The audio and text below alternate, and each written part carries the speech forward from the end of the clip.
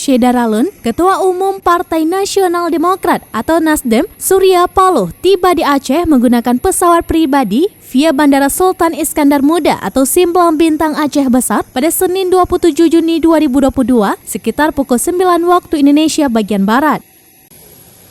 Kepulangan Surya Paloh ke Serambi Mekah untuk meresmikan kantor DPW Nasdem Aceh di Jalan Profesor Ali Hashim Pango, Banda Aceh. Surya Paloh disambut oleh Ketua DPW Nasdem Aceh Taufikul Hadi, Sekretaris Muslim Ayub, dan sejumlah pengurus lainnya.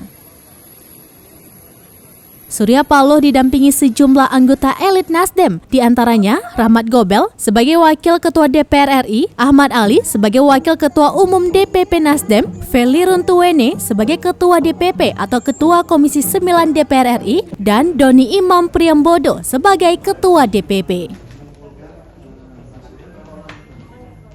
Dari Banda Aceh, Henry, Serambian TV.